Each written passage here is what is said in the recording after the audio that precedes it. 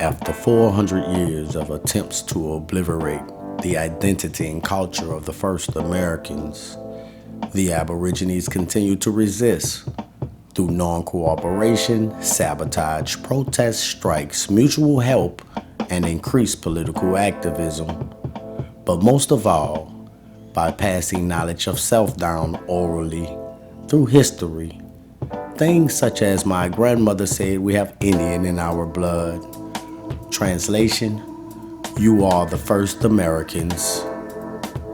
To understand this is to understand the culture of America, because it is your culture.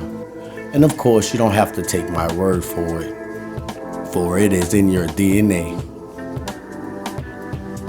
When dealing with culture, it is defined as a group of people who share customs and beliefs. But if you want to get technical, here's the most common definition. The customary beliefs, social forms, and material traits of a racial, religious, or social group. Also, the characteristic features of everyday existence, such as diversion or a way of life, shared by people in a place or time. Culture is purely based off the perception, solely on the opinion of the individual who is making the observation. If you cannot understand another group of people's culture, all you can do is group them in with other people whose culture you do not understand. Culture has more to do with racial identity than geological location. This is why most of us was taught to believe that we have no culture, and that the culture we do have was given to us by Europeans, Africans, and Asians.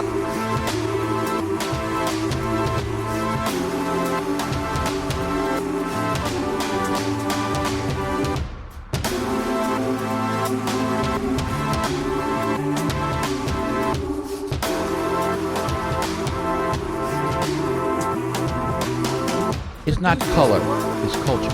Steven Spielberg did Schindler's List. Martin Scorsese did Goodfellas. I know, you know, we all know what it is when a hot comb hits your hair on a Sunday morning, what it smells like. That's a cultural difference, not just a color difference.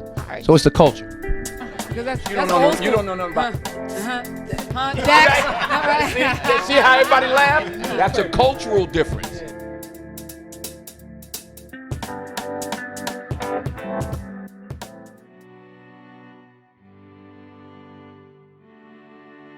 Everyone's culture is encoded within their DNA. Let me explain. I do not have to tell you that it is wrong to steal or kill, or that it is wrong to be jealous. You can feel these things in your heart. It's embedded in your morals. Even if it was legal to kill, you would still know that you are breaking the laws of the Great Spirit. This is the way you have to think when you think of culture. Listen to your heart. There are many different indigenous cultures, but there are many things that we all have in common. Things such as allowing other tribes to believe whatever their ancestors told them about their origins and creations. And we also understand that we are different, and that is okay.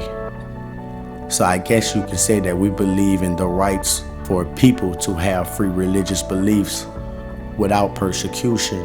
We haven't just started doing this. We are the world's oldest civilization, and we understand the importance of allowing a spirit to be free. When dealing with indigenous culture, it is most often grouped in with paganism or Satanism, which also goes along with cannibalism, but it couldn't be more opposite. Indigenous people often are described as worshiping spirits, calling on or provoking spirits, which is something we would never do. Although we do have intricate understanding of the spiritual world, and we respect and talk to our own personal ancestors, never anyone else's. And when we do, we ask them for a protection, and we thank them for giving us understanding and for their leadership spiritually. And if you don't understand that, then we don't have the same culture. And that's okay.